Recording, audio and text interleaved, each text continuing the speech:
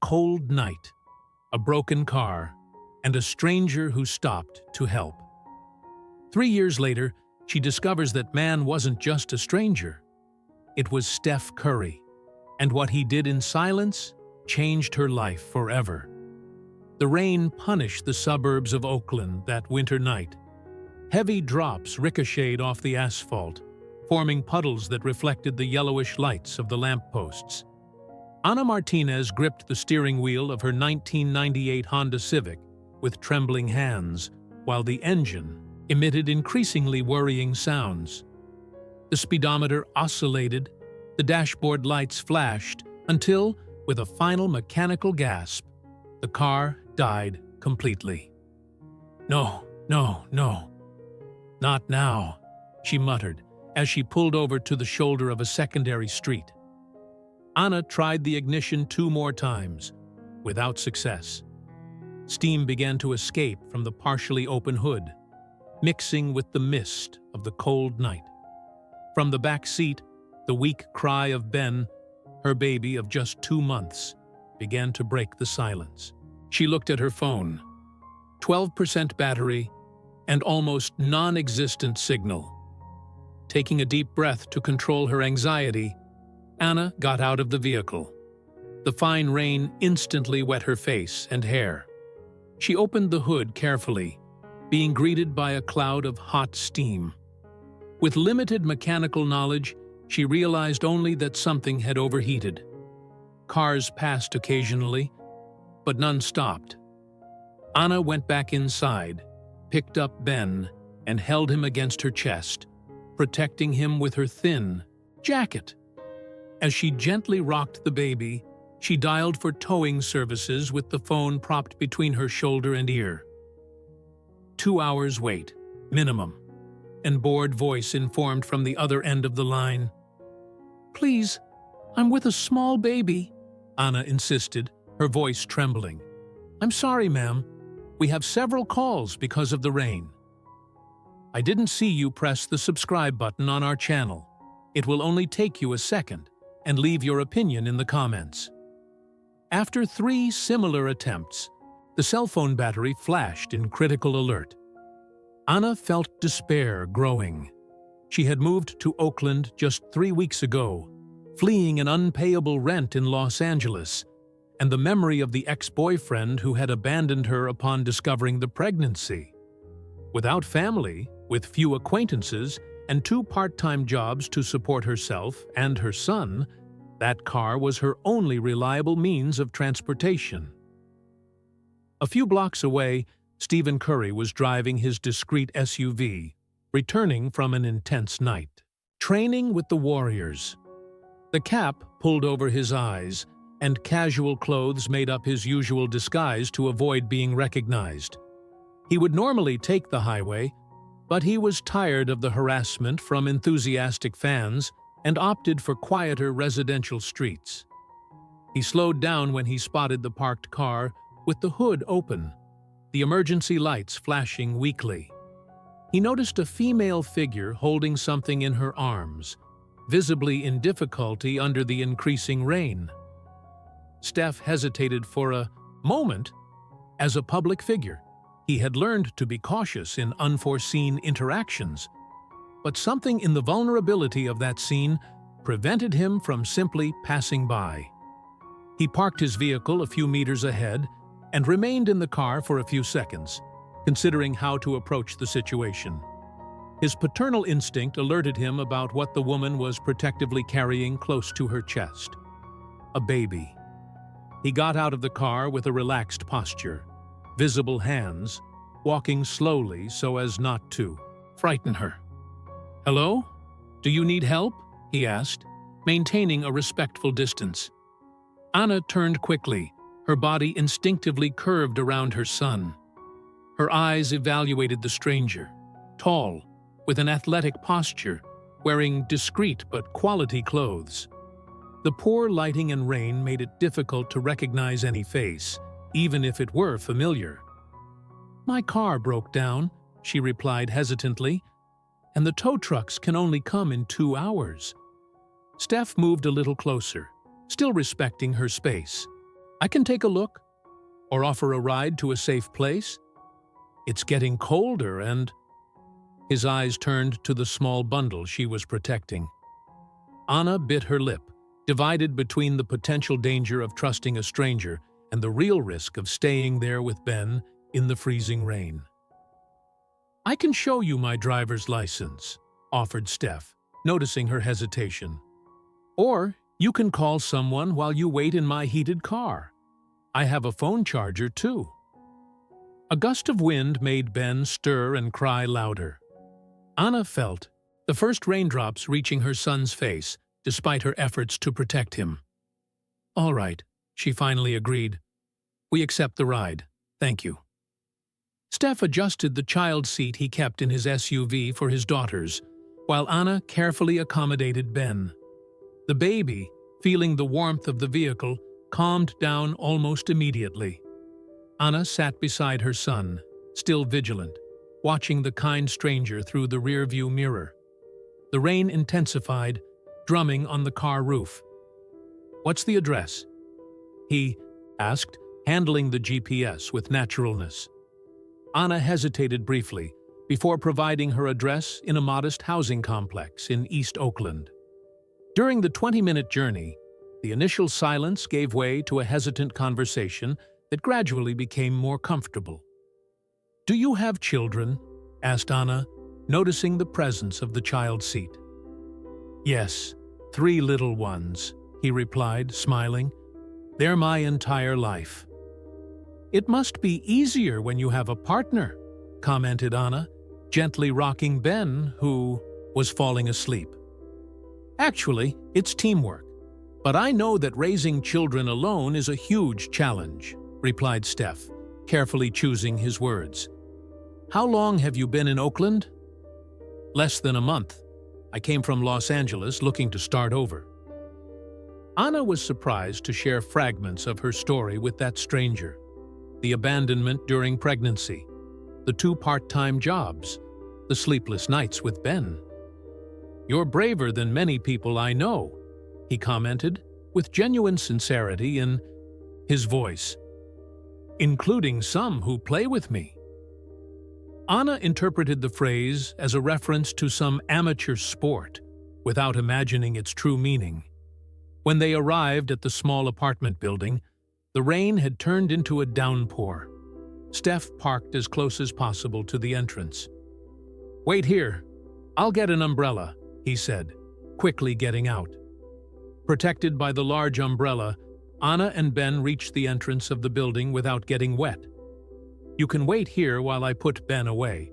I'll come back to get my things," she said, still cautious. Steph nodded, respecting her prudence. While waiting in the simple lobby, he observed the conditions of the building: basic maintenance, minimal security, but clean and organized. When Anna returned, Steph asked about the broken car. "That car is all I have," she explained, her voice trembling. "It was a gift from an elderly neighbor in Los Angeles. Without it, I can't get to my jobs on time or take Ben to medical appointments. Public transportation here doesn't work well at the times I need." Steph thought for a moment. "Can you tell me exactly where the car is parked? I can call a mechanic I know." Anna provided the precise location and described the symptoms of the problem. Before saying goodbye, Steph wrote his number on her cell phone, identifying himself simply as Steph, and handed her a white card with his personal number without any professional identification. "If you need anything, call me. And don't worry about the car now." Anna shook her head, embarrassed. "I can't afford a private mechanic right now. Maybe next month after the salary." "Let's solve one problem at a time," replied Steph with a calm smile. "Your priority is to keep Ben warm and safe." After saying goodbye, Anna watched from the window as the SUV moved away in the rain. A strange feeling of comfort enveloped her. Perhaps Oakland could become a home after all. The next morning, Anna was awakened by the phone ringing at 7:15. A male voice identified himself as from Robertson's Auto Repair. Ms. Martinez, your Honda Civic was towed during the night. We identified the problem in the cooling system, but we also noticed wear on the brakes, almost bald tires, and problems with the alternator. We're fixing everything. Anna sat up in bed, confused. But I didn't authorize these repairs. I can't pay for all this now. Don't worry about the payment, replied the mechanic. A customer of ours has already covered all costs. He asked to remain anonymous, but assured that you would know who it is. With trembling hands, Anna called the number on the card as soon as she hung up. Was it you who paid for the repairs? She asked directly when Steph answered. Good morning to you too, he replied with a soft laugh. Your car needed serious care. It will be ready tomorrow. I can't accept this, protested Anna. It's too generous. I need to give back somehow. Actually, there is one condition, said Steph, his tone becoming more serious. When you're in a better situation, help another person who needs it. Continue the cycle. That's all I ask. A week later, driving her now perfectly functional car, Anna attended an interview that would have been inaccessible before, a position as a receptionist at a local pediatric clinic, with hours compatible with the community daycare that had accepted Ben for a reduced fee.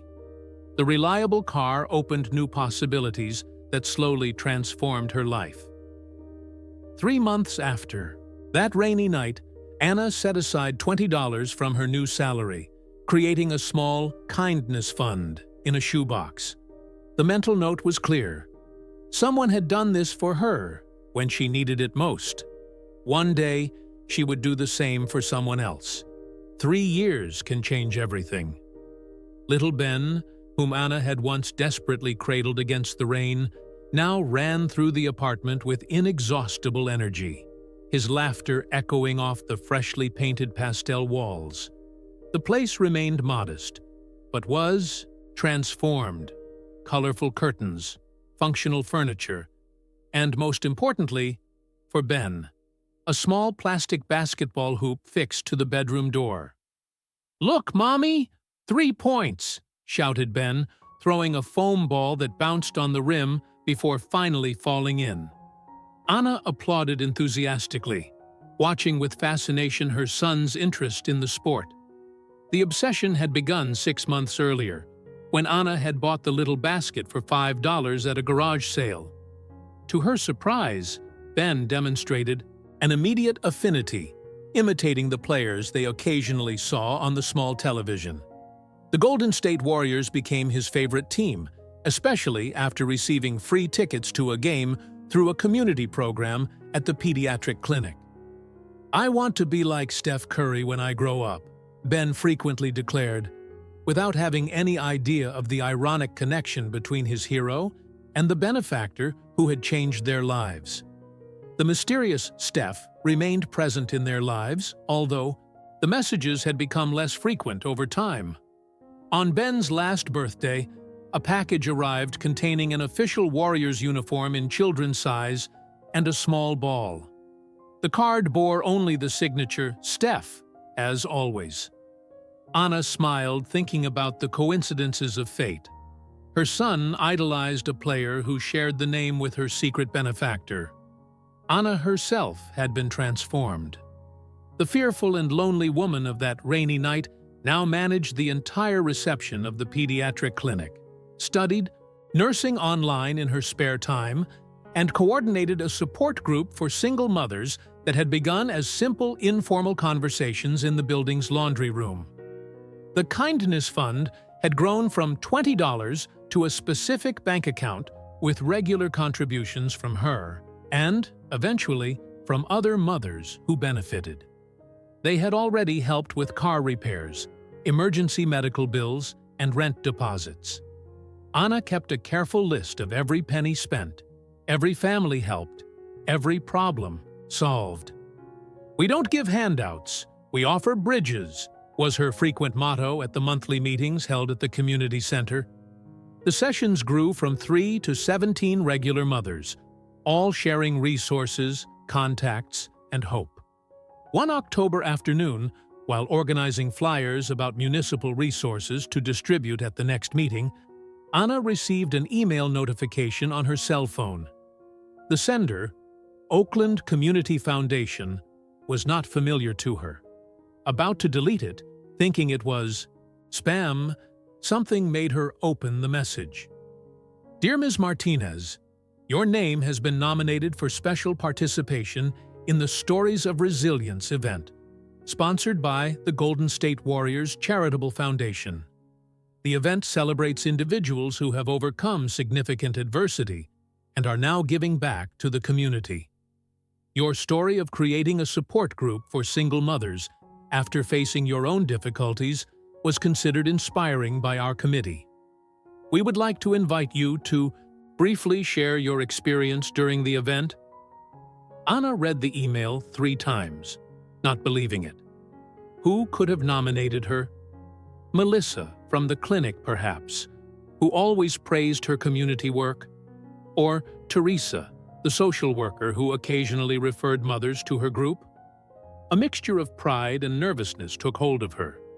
She had never sought recognition, she just continued the cycle of kindness that someone had started for her.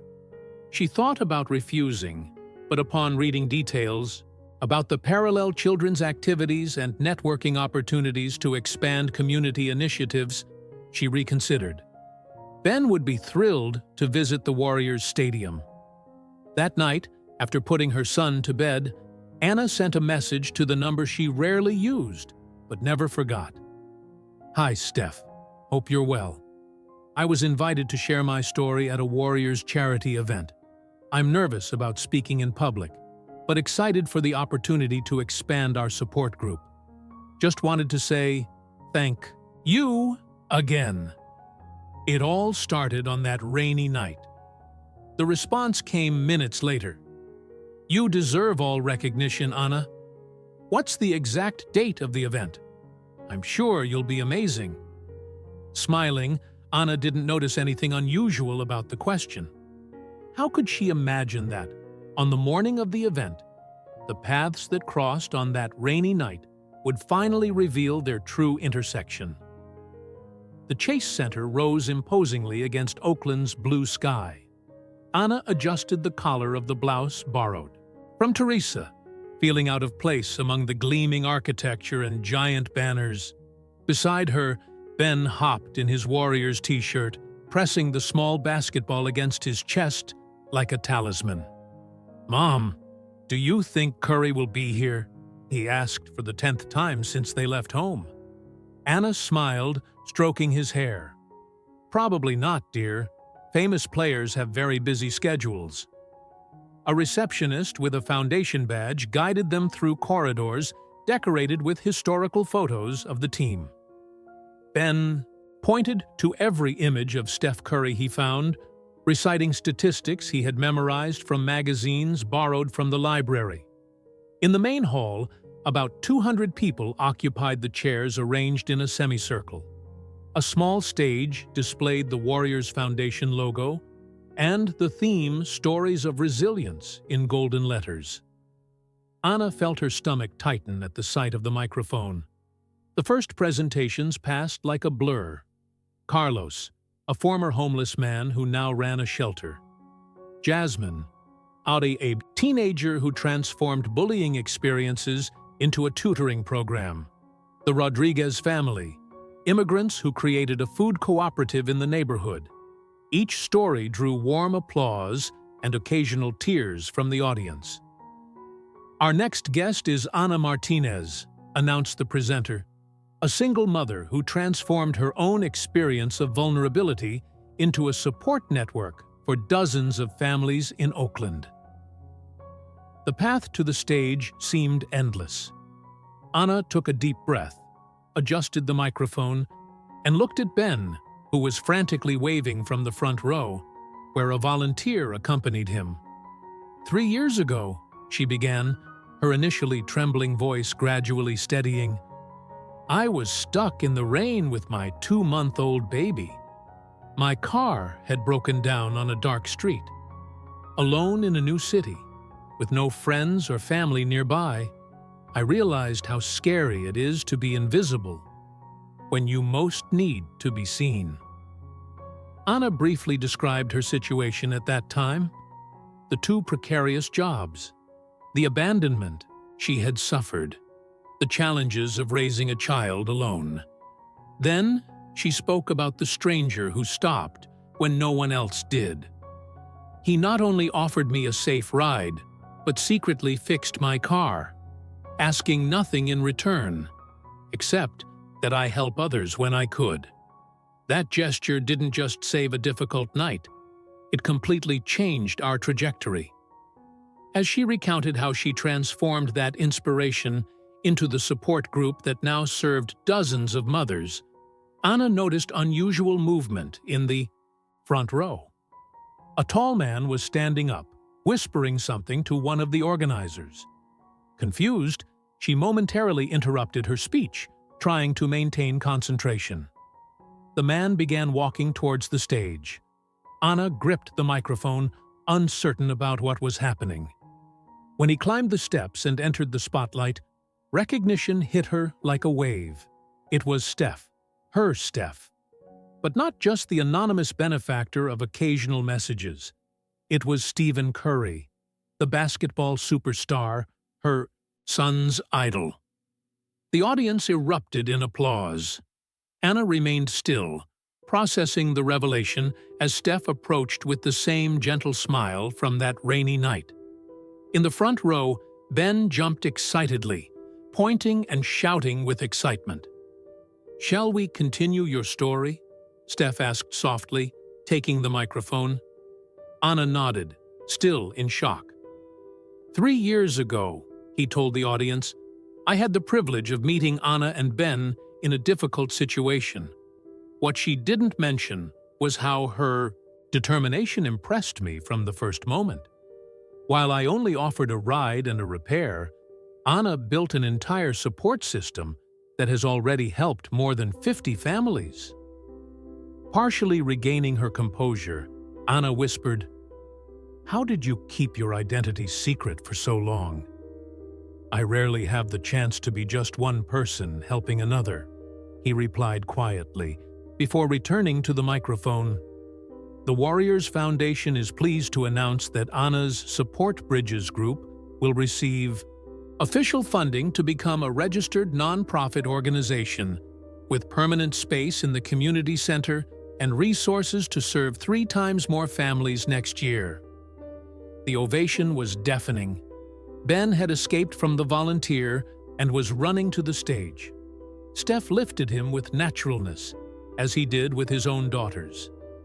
"Your mom told me that you are my biggest fan," said Steph to the boy, who nodded vigorously, speechless for the first time in his life. After the formalities, the B3 retreated to a private room. Ben quickly overcame the initial shyness, bombarding his idol with questions about basketball while trying to imitate his movements with the small ball. Observing the scene, Anna finally asked, "Do you feel betrayed that I never recognized who you were?" Steph smiled, shaking his head. "On the contrary, it was refreshing.